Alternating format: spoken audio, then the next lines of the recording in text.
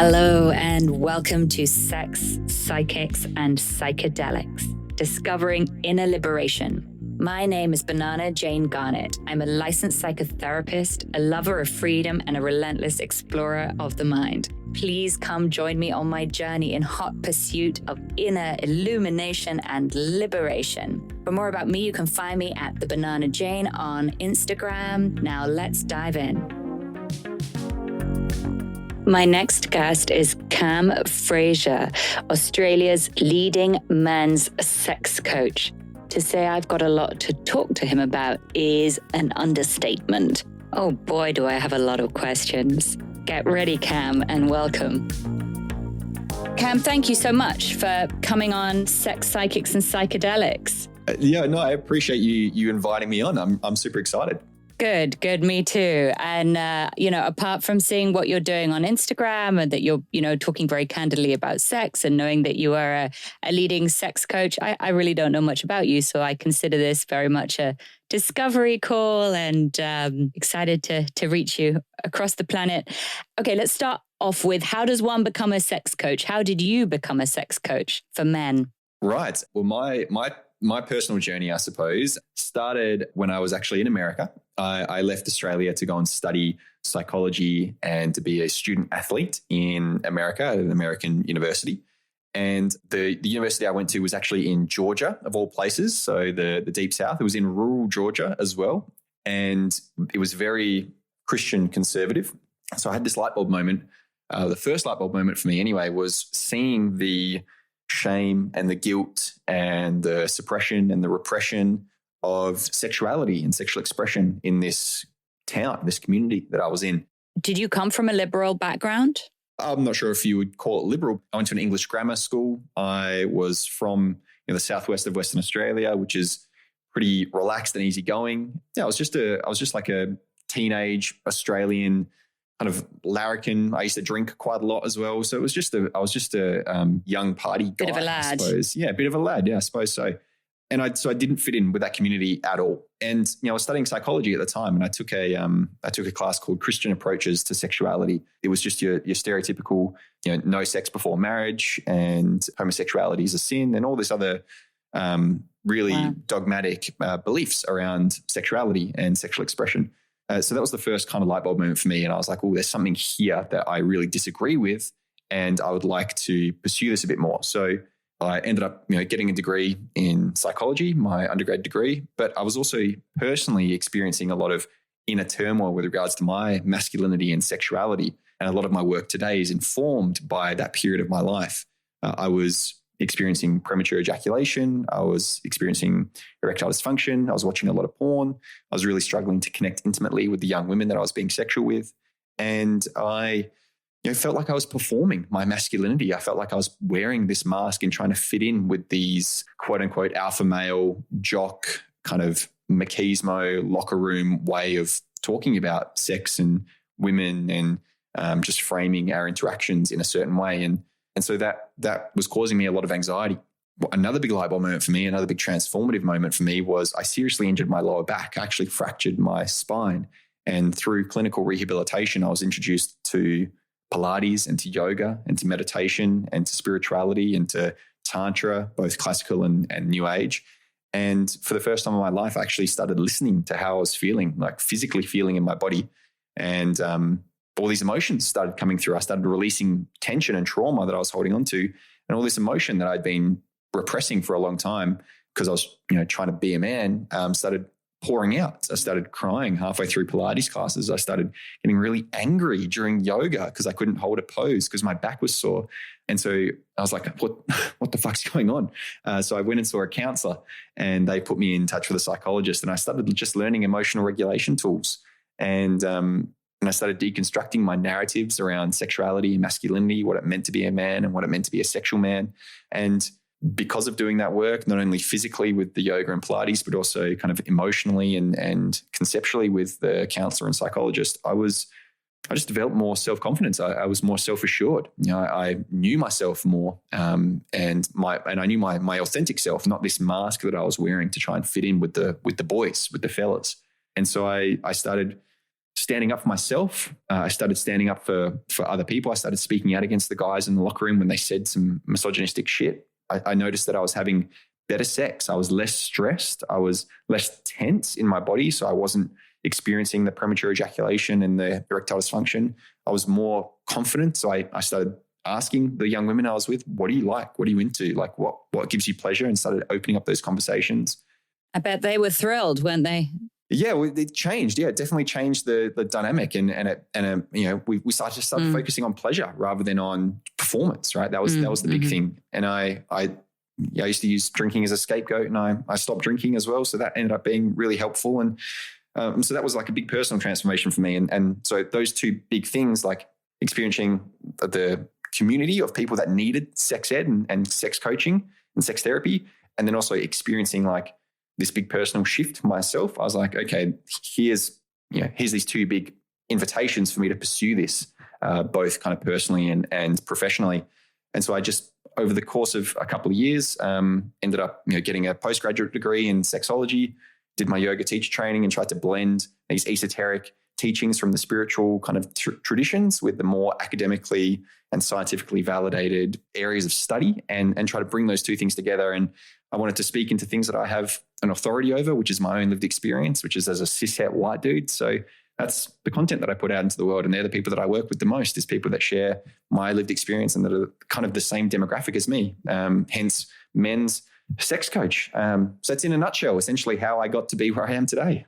So I imagine you had luck with the guys in the locker room. I mean, I was just wondering, how did you kind of crack through that veneer? Because it's quite a heavy veneer, isn't it? When the pack has some kind of contract around how this talk goes down. Well, I mean, I lost a lot of friends, to be totally honest with you. Like I started talking more openly about sex and sexuality and what I was feeling, and there was guys that didn't want to hear it. And so people who I really considered very good friends, my mates, I lost contact with, and they didn't want to have anything to do with me. And, it was tough because I'd known these guys for several years, and they didn't want to go down that path with me. And I recognize now that they probably weren't ready at that time, at the same time that I was. And what's interesting now is, like, 5 to 10 years later, several of these guys who really kind of disowned me at that part of my life have now started to reach out. They've actually been following me online for like the last 10 years and send me a message and say, hey, I've been following you, and I actually, don't know who else to talk to. I need some advice. Can you help? So to be honest with you, I don't know if I really did pierce that armor during that period of my life. I was just kind of doing my own thing and doing my best not to worry about what other guys thought. And I was still impacted and affected by that, but it got easier as time went by, and my friendship group shifted, right? And now I'm a new dad now, and I've got like a bunch of like really amazing men in my life who are really supportive, who share my values, who don't discourage me from pursuing certain things. Yeah, I like this reframe. You didn't pierce their armor. You just took off your own armor and you found a place where it was safe to be unarmored. Totally. Or you created your own safe space, and now other people are seeing that as an alternative. I do feel like we're in the middle of so many different changes right now in terms of how people are understanding, well, everything, including sexuality. And it seems to me like we've got kind of sexual regression and sexual progression kind of co-occurring. What do you feel about the bigger movements of what's happening in sexuality across the board? Yeah, I totally agree with you. There's like a friend of mine, he's like an amateur philosopher, I suppose you would call him, but he likes to say that the more light there is in the world, like the more that we explore progression, I suppose, and more we move forward, simultaneously, the more dark we're going to see in the world, and the more, it's this classic kind of yin yang, good, evil type of scenario where the more of one there is, the more polarizing and the more we're going to see of the other. So I often think back to that when I considered what you've just asked me. But there's another kind of analogy here, which I wish I could credit the person who came up with this, but it's essentially the wall analogy, where we've built this little wall around, and say, 100 years ago, only a certain amount of sexual expression was tolerated within that wall.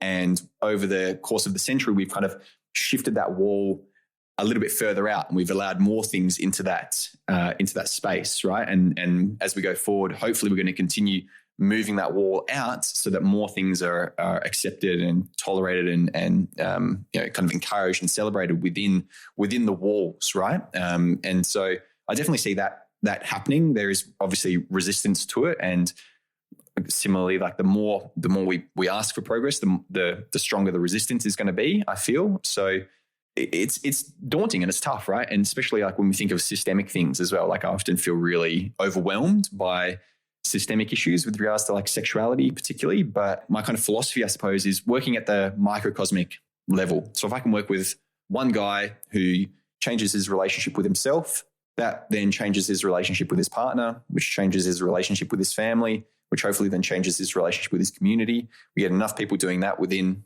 community, then that'll change their relationship with society, which will change the relationship with the broader systems of society. So that's my belief, is that if I can work with people at an individual level, that it'll have a ripple out effect onto the way that we see the world, I suppose. Absolutely.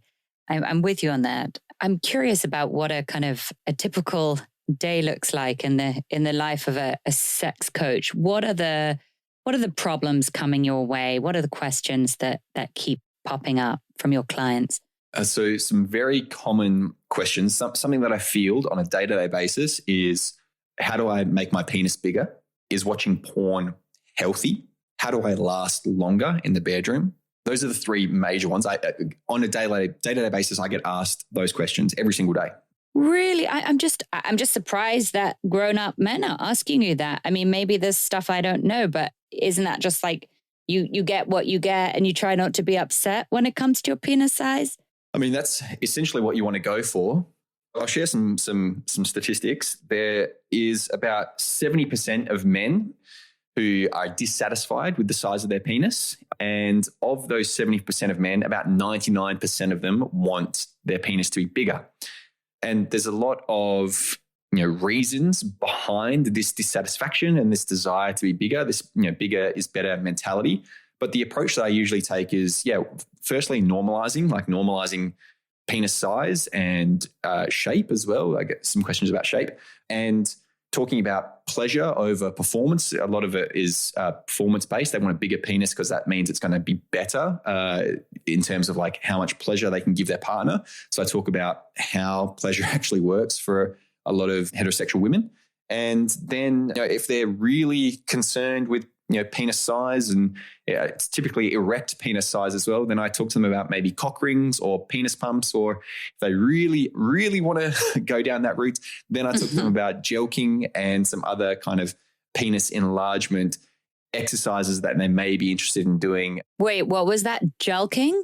Yeah, so jelqing is essentially it's like a penis stretching routine that you do. Oh. It's not something I teach a lot. In fact, I very, very rarely teach it, because it's quite dangerous, essentially, is the reason. And I don't think a lot of men should be doing it or really need to do it. But there's a good community of men online in these kind of anonymous forums that are talking about it. So yeah, it's essentially just like normalizing is the big, that's essentially what 99% of my work is just like normalizing people, that people and men just want to know that they're okay and that they're normal, and that what they're doing is not weird, essentially. So I talk to them about what can be expected, because we've got all these expectations about what sex should look like, and we've got a lack of sex education, especially like sex positive, pleasure positive sex education. So a lot of people kind of think something's wrong with them when really what they're having is a really normal, common experience, and there's just a couple of things that they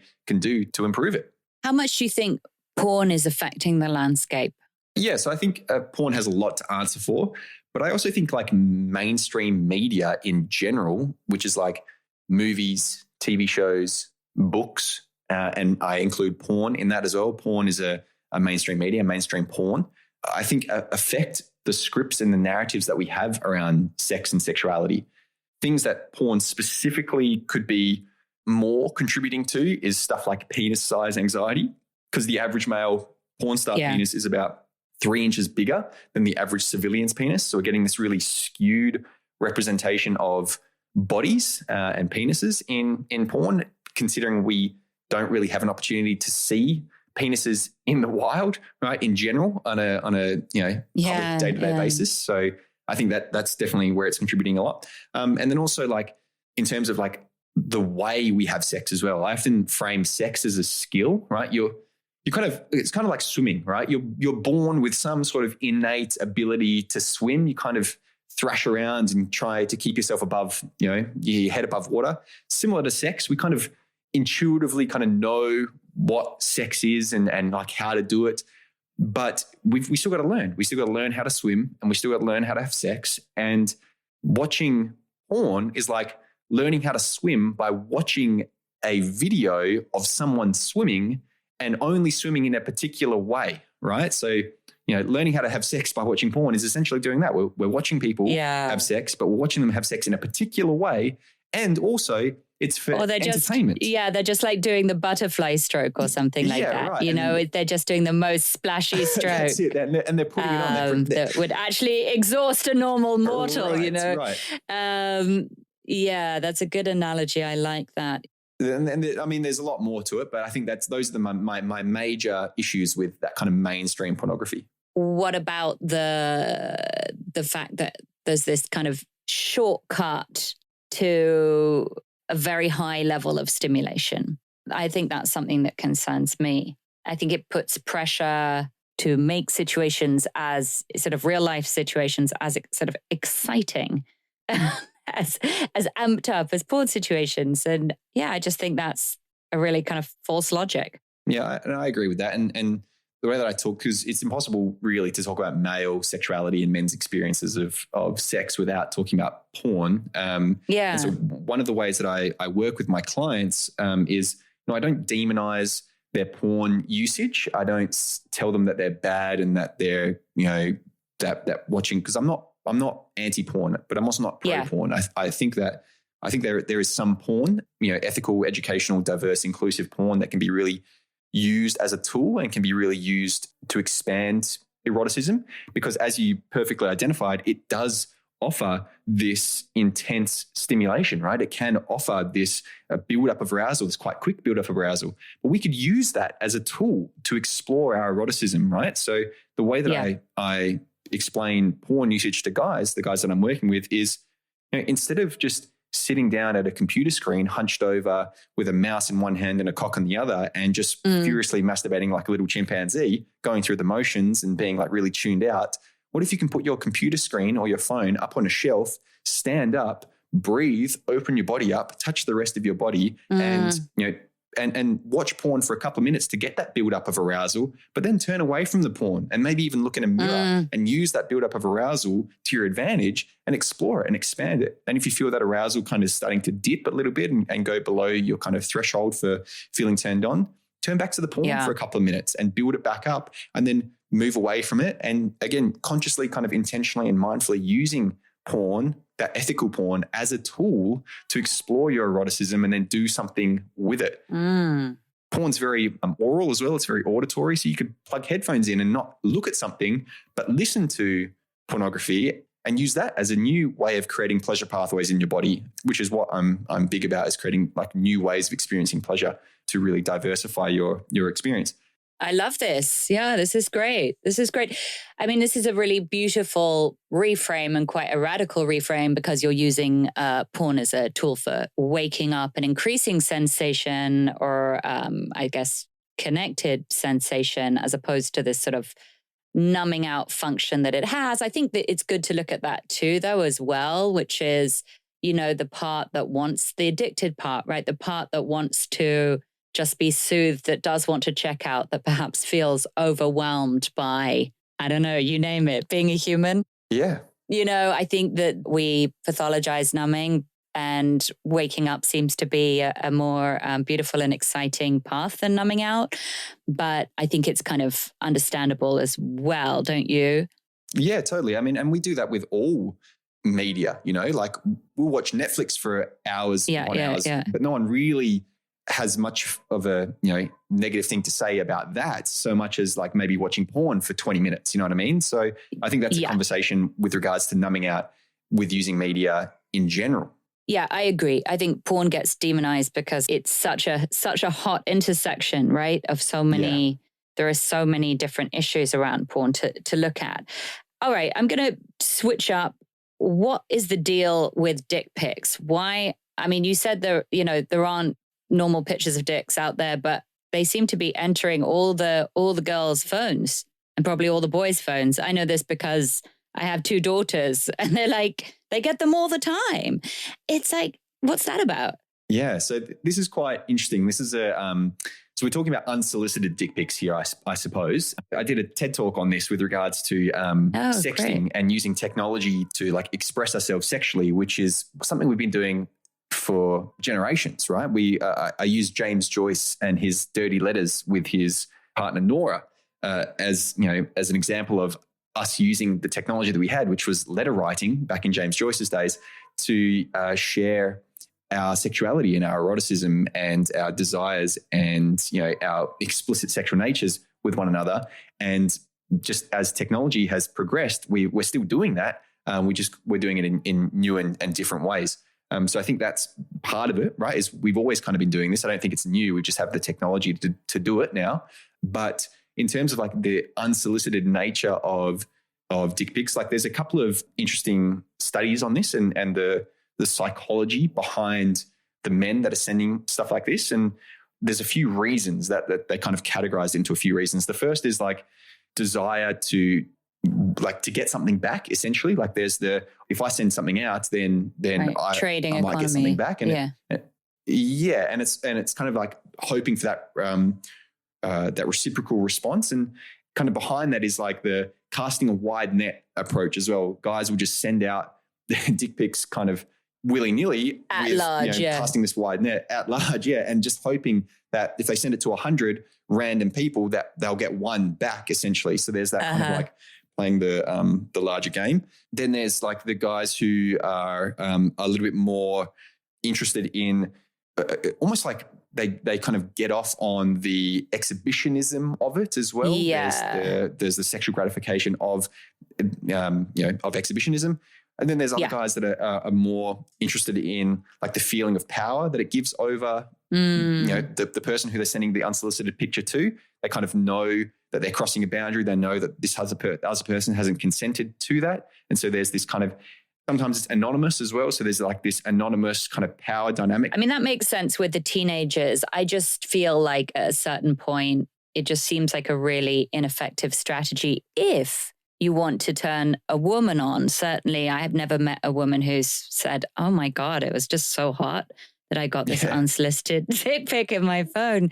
So yeah, that's made me curious about it. I'm like, well, it doesn't seem to be an effective strategy for starting off a flirtation or getting laid, but I guess it is an effective strategy for engaging in the feeling of exhibitionism or taboo. Totally. And I mean, something to be really mindful of with teenagers in particular, or people under the age of legal consent, is that that's child pornography. Like if they're sending those photos out, then that's distribution of child porn. And if you've got a picture on your phone of someone's dick pic, then you're in possession of child porn as well. So something to be really, really mindful of and careful of with regards to teenagers as well. That's good information. I hadn't even thought about it like that. Of course, that makes a lot of sense. Okay, so what do you think men need help with the most, and how can their lovers help them best? Yeah, this is, it's a simple but also very nuanced question to answer. And the reason why is because men need help the most with their performance mindset around sex. They're oriented towards like how long they last, how big their penis is, how many orgasms their partner had. Like it's all the way that they consider sex to be successful is all based on these performative aspects, right? And it's all about measurements. It's how they measure up compared to other men. So that it gets competitive. Like performance is competitive. Like you want to outperform other men. And what happens then is this creates firstly a lot of anxiety for a lot of men, because they're worried that they're not going to be able to perform or outperform someone else or whatever it is.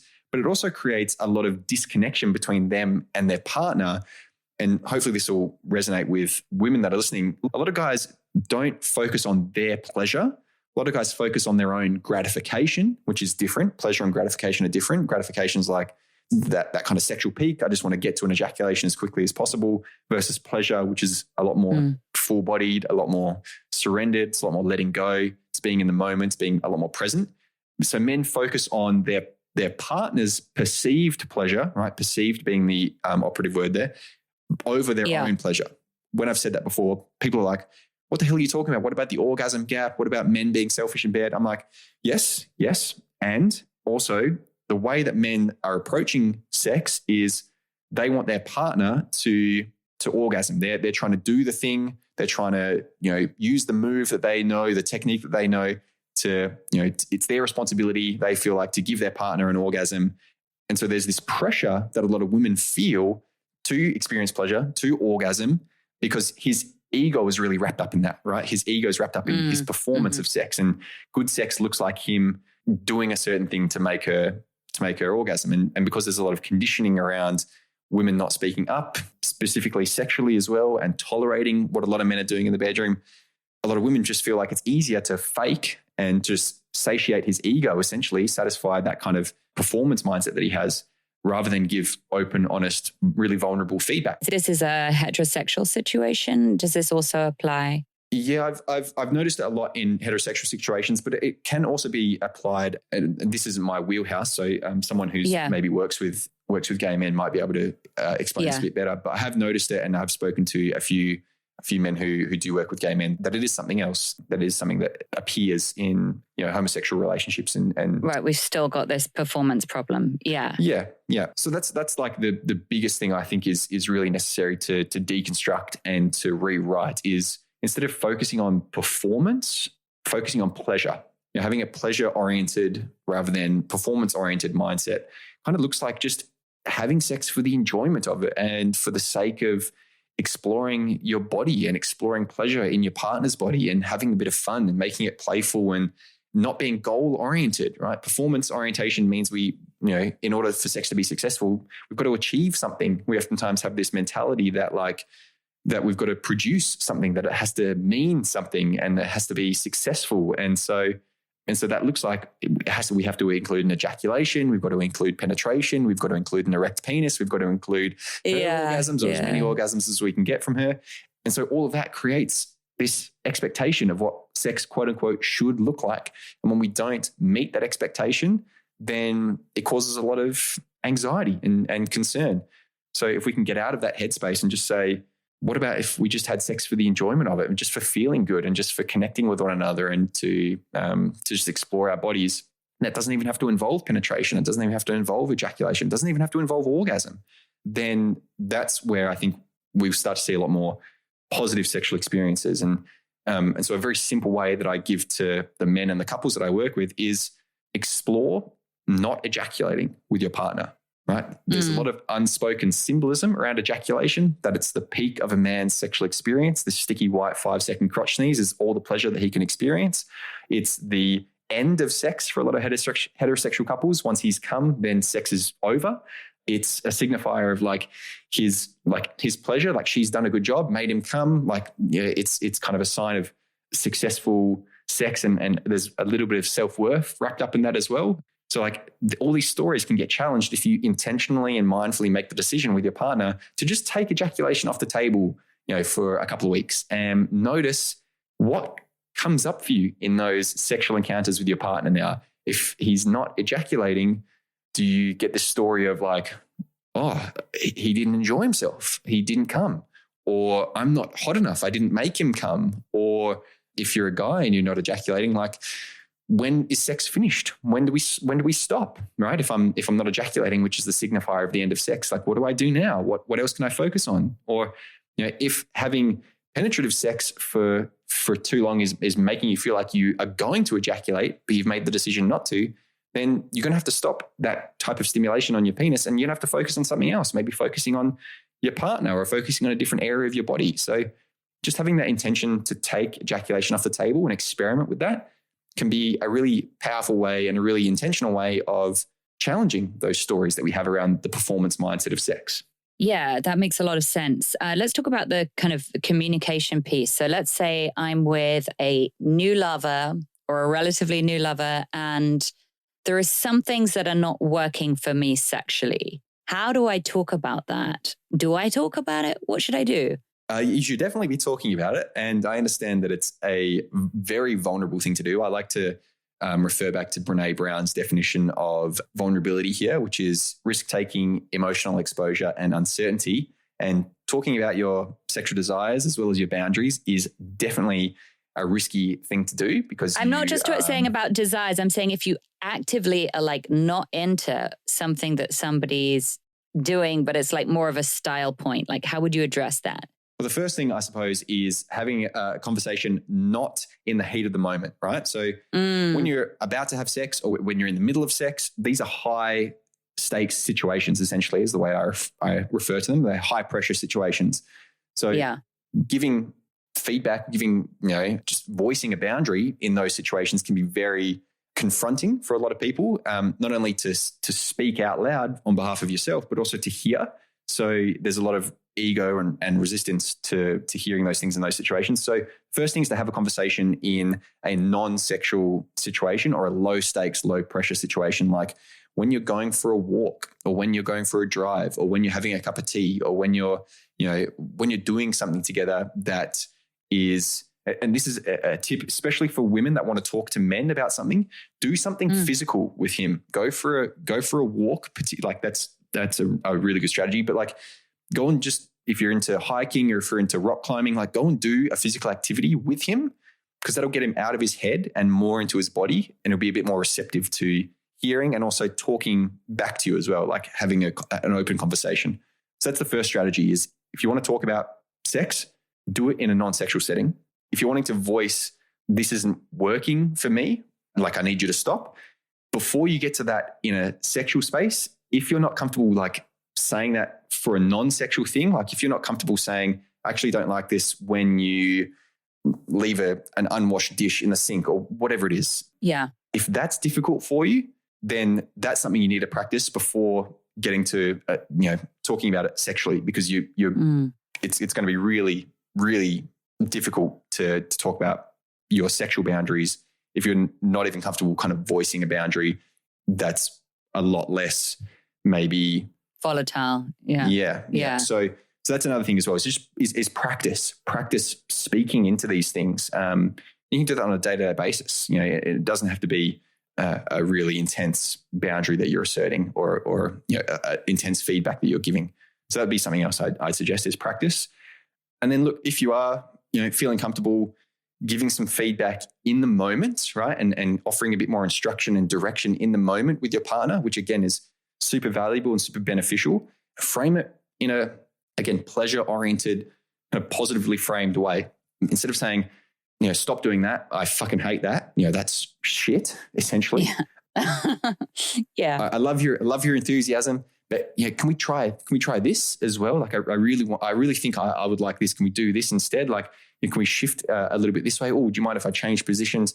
There's ways of broaching that which don't bruise your partner's ego, essentially, right? And that your partner might be a bit more receptive to. But one of the reasons why a lot of women don't speak up and speak out against a particular technique or something that their partner's doing, a position or whatever, is because they're worried that if they speak out, that their partner will stop altogether. And maybe they've experienced that before, where they've said they don't like something, and so their partner just went. And a lot of men are very guilty of this, of just going, oh, well, fuck it then, fine, I won't do it. I won't do anything. And just having that overreaction. Yeah. So it's like, that's something for men to be mindful of as well, is like, how do you receive feedback? Yeah, we know instinctually that men are susceptible. I mean, I guess all people are, but it feels like it goes very much with male sexuality, that they're susceptible to shaming. Yeah. I know there's like conversation here around like coddling men's egos and I know it's tricky, isn't it? So part of me is just like, you know what, just fucking tell him that he's shit. And some tough love could be beneficial. I've heard that from men as well, that, they had a sexual partner who said that was actually, terrible sex. You need to learn. And that was a big wake up call for some of the guys that I've worked with. And that's the reason why they came and started working with me. So, there is that side of the coin as well. It's like a bit of tough love, tough feedback might necessarily be necessary.